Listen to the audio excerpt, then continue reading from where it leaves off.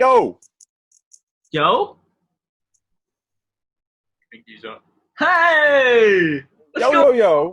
We're back. It's the First Choice Fantasy Football Podcast, and we're energized because we drink caffeine, except for that kid over there. I took some I drink straight coffee. nice vodka Frank's Red Hot shot. Get you going. Very questionable, if you ask me. I'm telling you, it's not bad at all. I witnessed him drink Brandon hot was sauce horrified. with a shot. Brandon was horrified. Okay. Do that, are you? I thought he was kidding until I saw the first drop hit the shot. And then I knew he was not I'm kidding. going to do like 3 more of those tonight. That is disturbing, but I'm telling you. before you do that, let's just dive into these NFC East running backs who you Not love safe so to much. dive drunk. So don't do Better than driving. We're diving now. We're diving into the NFC East running backs. We're going to rank them out, and whatnot. So let's just do what Brandon didn't dive, but die at the same time. So cut to the intro. Intro dive. I said, baby, I am not the one to play with. Ain't the type to give up, I'm driven and motivated. I just want some recognition and some compensation. But this ain't about the money and it ain't about the fame. I got lightning in a bottle, I think I just found my perfect sound. Can you see the fire in my eyes? Bitch, it's burning out. Lightning in a bottle, I think I just found my perfect sound. Can you see the fire in my eyes? Bitch, it's burning out. Now that wasn't corny at all. That was fucking terrible, but Fine. anyway. I've been like watching a few of the other videos. I can't help but notice that like maybe I should change. I guess this has been a complaint that people have had with me my entire life, that my facial expression is just this all the time. Like, pretty much everyone I've ever met, it's like, you should smile more. Oh, love the nose. Do that again. Please do that. It's normal. I don't know how it like folds like that. That doesn't seem healthy. But Yeah, I'll just get the watching little. the videos, I just can't get the sense that, man, you should smile more. But like, I just can't. Like, how do you? Like, that's not enough. How does one smile? Alex would like to know. Saquon Barkley at 1 for all of us. I just can't. I'm sorry. Yeah, I'm not so sure I support this movement. Smiling feels forced to me. Like when I crack a little smile like this, it's like my body's like, oh God, what's he doing? Do you not like comedy movies? Or is a comedy movie equivalent to a horror movie for you? I like laughing. Not that. It's just that like You just said smiling was painful. Oh my god. it feels like forced. Unnatural? Yes, like my natural facial expression is. So we have Saquon at number 1, followed by Elliott 2, Sanders 3. Well, let's force some emotion out of you on this podcast today because we got the NFC East running backs you love so desperately. So let's just dive into this. Any discrepancies among the three of us? Let's check it out. Brandon, let's get you explain the fuck. I don't know. Brandon, why do you have Antonio Gibson at 4? You want to explain that to me? Antonio Gibson, number 4. To be fair, Ed, you have him at 5. It's not like this is huge. Well, you have Darius Geis at 6, Brandon. I want to know that, actually. Let's look at that. I feel it. With Antonio Gibson, Adrian Peterson, J.D. McKissick, and Darius Geis, you're gonna pick the Christian McCaffrey-esque player, wouldn't you? Not the Ezekiel Elliott-esque? Ooh. I'm just laughing at both. Does of Elliott? Might I point out, shatter Geis every time he is touches the ball? closer to Elliott than Gibson is to McCaffrey in the sense that I am closer to LeBron James than. That's the end of that comparison. What I'm saying is I'm not close to LeBron James, just like Gibson and Geis are not Elliott and McCaffrey. No. I got Geis over Gibson because can I point out that Gibson had like 70 touches in his senior year and like very, very inexperienced. And I think he could be something, but I doubt he's going to be something his rookie season, especially with the Deadskins. The Deadskins, he said. Okay, well, I mean, I personally believe that if Darius Geis plays a full season, I'm sure everybody else believes this besides you two. I don't know why you don't, but Darius Geis is the top 4 running back in this division. He could quite possibly finish 15 running backs if he plays the entire season because he's talented. I agree. Ed, He's not though. I will. There's a slim chance. He has as many knees as I have inches over 6.5 feet, which is. Didn't you say something? I think you said something previously about an ACL tear or just injuries like that in general. in modern day medicine, you have no worries about them. Pretty sure you said that with Preston Williams. You said it about. I did say that. I When remember you have that. a history of knee injuries, that's when things change. I mean, do you know any other histories of Preston Williams? I don't even know who Preston Williams is. So. Well, that's not good. But anyway, what were you I know saying, Brandon?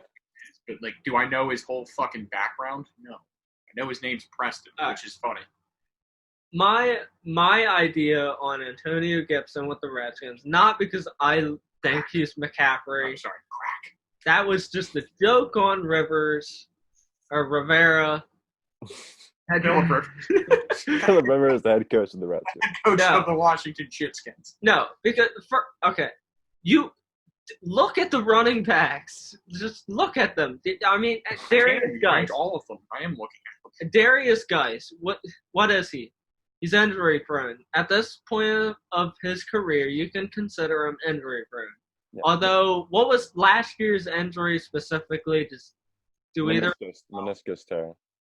He's Was it tearing meniscus everything tear? in his entire It knee. was a slight meniscus tear. I remember. Yeah. Okay, so I don't anticipate Darius Guice getting a full blown running back one carries that Saquon or Elliott is going It to just get. scares me because he's played 5 out of a possible 32 games. Exactly. It's scary. He may be. Even if he has ability, Yeah. do we even know? I mean, He does have ability. You've seen it in the 5 games, and you've seen it in college. I, 5 games though. I mean, Let me show you. In the 5 games, 5.3 points, 13.4, good. 4.3, not good. 26.7, good. 4.2. half point PPR. I'm Yeah, assuming. half point PPR. Just want to clarify. So surpass the injuries. Who else you got? You got J.D. McKissick, who I don't mind him personally. I think I'm not rostering him in a redraft. I'm not going to roster him, but I'm also not going to roster Deion Lewis or Adrian Peterson or, in why your I guys' opinion, well, neither one of you ranked J.D. McKissick, so I can't really pull from your guys' rankings. But no, McKissick has the ability to catch Hypothetically. because he was originally a wide receiver. So, I mean, my thing with him, he had a role in Seattle and Detroit and produced jack shit, so I don't even feel like talking about it. but Deion Lewis also had a role in Tennessee, and he's washed up. But at the same time, he's on. I I mean, don't see you ranking Wayne Gallman. did I rank Deion Lewis? No. I had him ranked originally, and I thought about it. I was like, even if he does play, I mean, even if Saquon gets hurt, which is I don't think it's going to happen. Obviously, it's rare, but I don't think he's going to start over Wayne Gallman. I think Wayne Gallman's better than him. I think there would be a share of some kind. I think Deion Lewis's upside would be 3 points a game. That being said, that doesn't change my rankings for having Lewis at 9. I mean, 9 is a rosterable spot. But did you put him below? You put AP below him?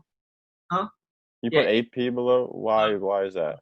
Because, I mean, I get it, logically, but if you think about it, the likelihood of Adrian Peterson, getting a decent carry load or just say all the people in front of him get hurt. You got Guice. Some shit happens to him again. Obviously, it's going to happen probably.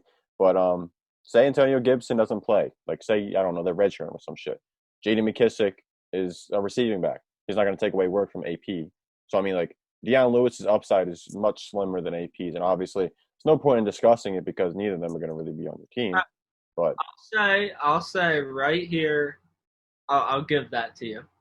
I think that Darius Guice will play last year's Adrian Peterson role. I think Antonio Gibson will play his own role. And I think if either one of those two gets hurt, if Gibson gets hurt, I think McKissick comes in and takes some of his downs. I think if Guice were to get hurt, I think Peterson would come in and take his downs. I'm hands off on every single running back on that team. Like every single running back, I'm not going to roster them in any situation, just because the fact. Say even if Geis gets hurt, okay, AP's there. They have Bryce Love. They have Peyton Barber. They just brought in. Say Antonio Gibson goes down. McKissick's been sharing the workload with him anyway, and I'm sure they're not going to give the work completely to McKissick for receiving downs. Like I don't know, it's just way too much depth and way too much usage there. This is why I didn't rank Peterson. I put Geis and Gibson up there because Gibson's a rookie who's going to have like people are going to talk about him. I think he's too inexperienced and too raw and too like I think he could be a good player in time. I think he needs time. Okay. Might take him just to see if anybody wants him. But then again, I probably wouldn't draft him. Geis is I'm not drafting Geis. If I ended up with Geis, it would be to ship him out immediately. I would draft Gibson in a redraft league. I wouldn't. I'm most likely gonna have 4 or 5 running backs on my roster. He'd be my 5th. I think there are better people at the bottom of the draft, like a Keyshawn Vaughn from Tampa. I'm taking over Gibson. Yeah, he has more upside. Yeah, I get what you're saying. Better guys you could get in that like 14th or 15th round. I don't think Keyshawn Vaughn will be going the 14, 15 though. I don't know when he would go. Yeah. Take that as you. Now, would you take somebody? What are your feelings on Damien Harris? I feel like we probably talked about him before, but I didn't rank him, so those should be my feelings. Okay. And I rank like everybody. Patriots. Yeah. For that first. I'm confused. Oh, we're throwing. I was just saying, like evaluation wise, like who would you take, him or would you take Antonio Gibson? Probably Gibson. I mean, I'll take Gibson too. I'm not but taking then again, Harris. I'm not drafting Gibson. I when I ranked Sony Michel so high so many episodes ago, I considered Damian Harris and Michel wasn't productive.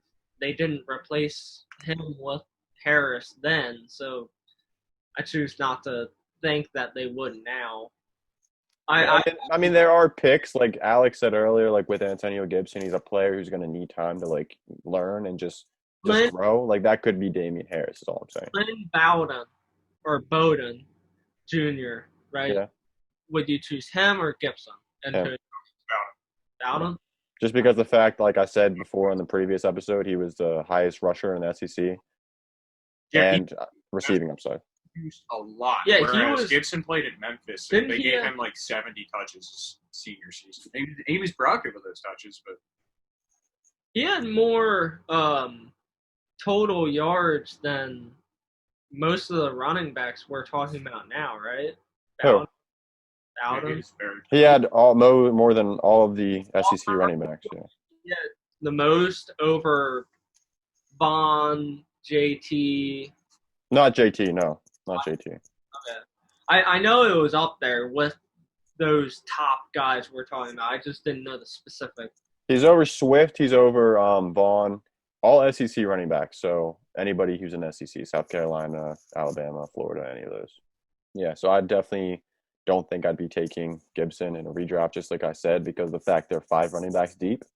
The offense is probably going to be anemic yet again.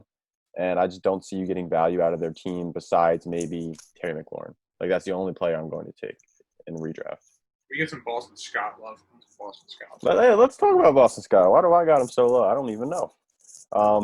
As you can see, let me make a note about this. I have Devonta Freeman at 8. Obviously says if he signs with Philly.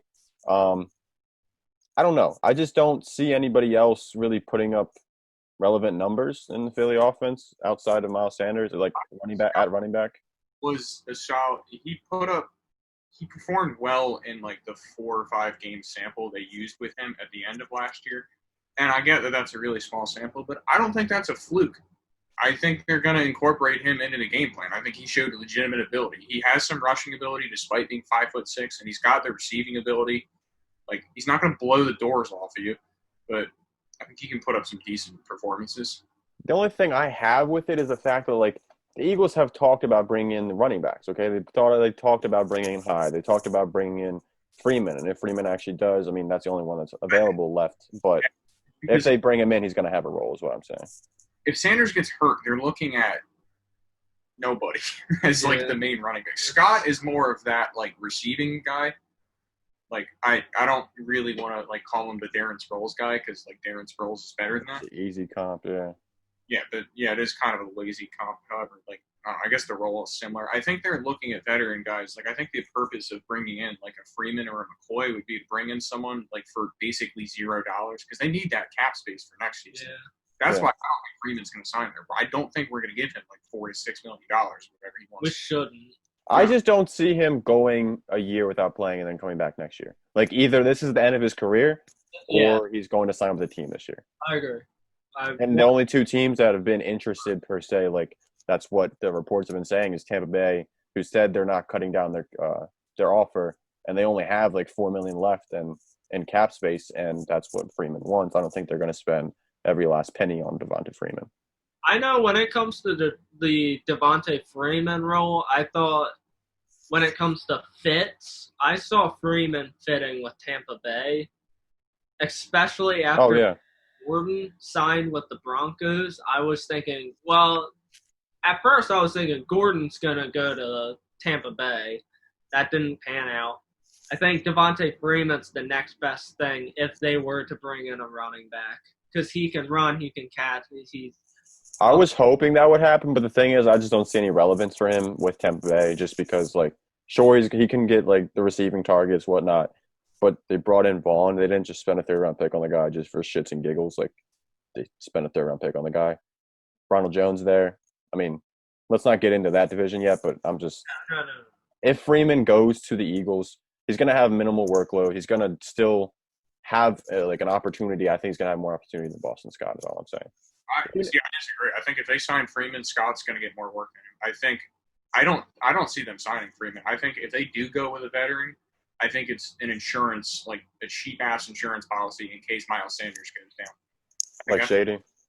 Yeah, although I think they should just roll with, like, Holyfield, however you pronounce his name. I don't like him, but yeah, I get what you're talking about. I think they should roll with him. I think he packs a decent punch. That's basically what they're looking for, just a guy to run between the tackles every now and then. Because I think they should be more than content with Sanders and Scott. Because Sanders has proven himself to be a hell of a running back. And I like Scott as that complimentary. I think that 4-game sample we saw at the end of last year could be like predictive of his involvement. I think he'll be more involved in the offense. The team has said that too, and I know that's not the end-all, be-all for future performance. But yeah, I get what you're saying. And if they do bring in a player like a Freeman or something like a veteran like that, they're not taking away Miles Sanders' work. And if they are, it's going to make Miles Sanders more efficient. And obviously, I'm sure everybody agrees with that. But I just had to put that in there because there's people out there that said, like, Miles Sanders couldn't even beat out Jordan Howard last year. And it's like, no, take that bullshit and run with it because I don't want you here. Like, I don't want people that say that shit here. I think, like, if they bring in a guy, they might give him some touches just because the Eagles like to spread around the touches. Because I don't think Sanders. They're never going to give him 30 touches a game. Ever since McCoy, the Eagles have always spread the workload. So even if we did sign Freeman, which I wouldn't personally agree with it because you would be signing him to a contract that takes money, rather than having just a backup, just a normal backup. We don't need a veteran. Eagles don't need a veteran. I would bank on Sanders just to stay healthy and let it be. I agree. But I'm just saying, just in case that does happen, I wanted to insert him there because I don't really know why, but I just wanted to. But yeah. I get why you did it, for sure. Now, I guess we can just say, like, what are your guys' stance on Tony Pollard? Hey, that's what I was going to bring up. My stance is that he's probably a solid running back, but I'm not rushed. He doesn't have any value unless he goes down. Yeah, I think it's probably one of the better running back handcuffs. Like, he's probably the best running back handcuff, I could say. It's probably him. It's got to be him, yeah. I mean, obviously, chances of Zeke getting hurt are probably slim, but what I'm saying as far as, like, quality of handcuff-wise, like, he's the most talented handcuff you can go grab. I tend to think handcuffs are very often just a waste of roster space. I agree. Yeah. But in like, for this one, like, Pollard, I think we don't know. He's never been given a full workload, but from what we've seen, he seems pretty talented. he seems like he has the ability to both run and catch. So, if Zeke goes down, I would think he could step into that role as like the workhorse back. Yeah. I mean, like if Zeke goes down, I think you're going to look at Pollard getting 20-plus touches. They like having a running back to get a lot of touches. And they might just split carries-wise, like with him and one of those TCU running backs they brought in, and that's fine by me because Pollard's a great receiver. Like, he was a receiver. He was basically the Antonio Gibson before Antonio Gibson. Like, that's the way I think of it because he went to Memphis, running back, wide receiver hybrid, did both pretty well. But, yeah, I just think he's probably one of the better handcuffs in the NFL. Better than Alexander Madison. Yeah, talent-wise. I'm just going to – I mean, the thing is – see, that's – I don't know why I said yes so quickly. Just because Dalvin Cook is injury prone, like another one of those guys. Like in terms of handcuffs, I feel like him and Madison are probably somewhere up there. Yeah. Pretty like clear cut at the very top. Yeah. I don't know who else off the top of my head would be like a great guy. Because like if you look at to me, I'm not handcuffing a Giants running back. I'm not rostering Wayne. No shot. Yeah. So like, who are other top running backs? I'm not handcuffing whoever McCaffrey's backup is. No shot. You can't handcuff Nick Chubb. Oh, you could classify. He's probably not a handcuff technically, but Latavius Murray. That's not a bad one. He has been pretty useful. Like when he does start, like last year when Kamara was hobbled. I mean, he put up crazy good numbers. Kamara was out. Like he had like a game or two. But I mean, yeah. I wouldn't roster him honestly. I mean, Lynn Bowden would.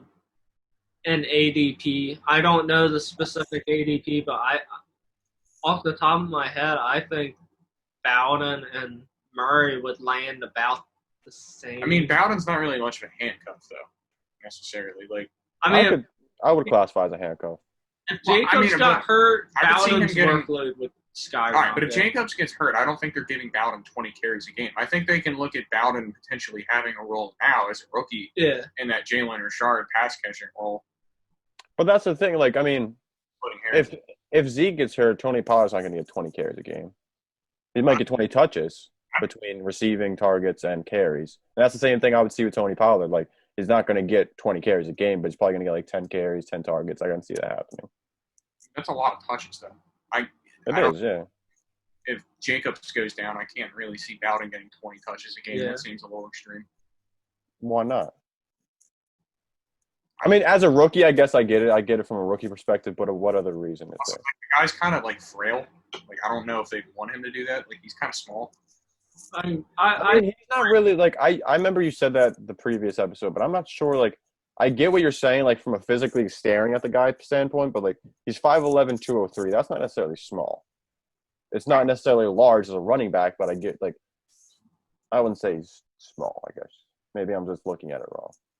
I don't know. That's why I say I don't necessarily think of him as a handcuff because I see him more as a receiving threat out of the backfield. Obviously, they'll give him some carries just because, but I think I agree with you when you're saying that. At the same time, I see that even that much more enticing to even take him as that handcuff. Yeah. Well, if he's already getting the targets, and then Jacobs got hurt, he would also receive those most of those touches. To me, a handcuff implies that he's there in case of injury. You have no plans on using him unless the other guy gets hurt. Whereas I feel like if you take Bowden, you're probably taking him thinking that I might be able to scrap out a few games with him if he gains a role in the passing offense. So you wouldn't consider Nyheim Hines a handcuff? I don't know if they necessarily have a handcuff. There's another guy on my mind that I'm drawing blank. Tariq Cohen? I don't even think he's a handcuff either. Yeah, Cohen wouldn't be one. I was drawing blank. I had it in my mind, and then it's just gone. It can be gone. It was probably irrelevant. It can be gone. All right. Well, I mean, do we have anything else to say on these running backs, NFC East? I think I'm good. I want to comment on something. NFC East is pretty trashed upon, like being like kind of the poor NFC teams that like one of the 4 teams has to make the playoffs. At least last season they were talked down upon, but like while doing these rankings, I realized this was probably one of the most deepest, like, 4 teams I went through. At least in the wide receiver position. I mean, I know we're not talking about wide receivers right now, but, like, even running backs. I mean, it was pretty fantasy players, but yeah. that doesn't make the teams good. No Yeah. one's like when people say about that, like they're not talking about like nobody scores. There's no fantasy production. They're just talking about the teams suck. I know. That's a I good just point, wanted because to. Washington's been a tire fire for like as long as I can remember. Tire fire. I wanted Dallas to give hasn't a done little shit credit since to them. I've been born. The Giants are the Giants, and the Eagles just won Super Bowls. Fuck you guys. I think we're done for this. What's that question? Who's got a question? I don't have a question. I asked it last episode. Ed, We failed. it's all on you. Oh, I feel like Alex has a strong opinion on this question. Let me ask this question for y'all, but mainly for Alex, but also for Brandon and me, because why the hell not? What is your favorite kind of water? What? Purified, spring, glacier water, is that a thing? I mean, I don't know. Fiji water, Glacier water? city water, well water, and what kind of water you like? Hold on. That's not it. You're going to pull out Propel. I swear, you're going to pull out Propel. My Yep. favorite kind of water. Oh, is that the kiwi strawberry? I can dig it. Was. I love the kiwi strawberry, but that's not a water that I'm asking a question about. Brendan, what is your favorite water? Water, though. You can go Water? fuck yourself if you disagree with me. Woo! Okay. You wanted a strong opinion. I really enjoy the type of water you warm up and it just seeps into some coffee beans. This It- guy. Droops out a nice pot of, what would you call it? Coffee. Okay. Well, so we got an addict in the building, but other than that, I guess I will say core water. I think it's like very ultra purified or some shit. I don't know, but it's very good. It's very I just think water tastes like nothing, and it almost tastes bad. So I'm actually going to go with water fountain water, because the only time you're ever using a water fountain is after exercising. Like and it after always feels good. Yeah. and that is when it's the best. Like, I don't like drinking water. I think water just tastes bad. However, like, when we just, like, play basketball for 45 minutes, that water fountain water is, like you just came out of the desert, like, found your oasis. So Okay. I'm going to go with water fountain water. What temperature do you guys like your water? I know Freezing that cold. Freezing cold. freezing cold. Like, do you see this water bottle? You see the clouds? It is freezing cold. You're the same? Like ice cold? I can't do that. Because when I drink water, typically it's when I'm exercising of some kind or active. I'm going to go with a step before freezing, because I have very bad teeth, so And freezing cold yeah. water just makes my face hurt. I However, like I don't hate it per se. It's just like it's got to go down fast. yeah. I'm not drinking lukewarm water. Like, I mean, Yeah. that sounds very picky of me and very like entitled or like privileged, but like I'm not drinking lukewarm water. What I- type of like? What do you think? I'm a gazelle? oh my god, okay. I'm between ice cold and room temperature water. I can't do room temp. I can't do that type of water temp where it's like you can't even tell you're drinking anything. It just feels like you're. That's called chlorophyll. Yeah. But like I don't like it ice cold because it irritates my throat, I guess, or at the same I don't know. It's weird. I can't chug, and I can't chug much of anything, but ice water no more than anything else I can't chug. I can't drink it fast enough. If I'm exercising and I pull water straight out of the fridge and I try and drink half a glass, it's screwing me up in different ways. So I'm assuming you're not an ice guy. You're a guy with no ice in your drink.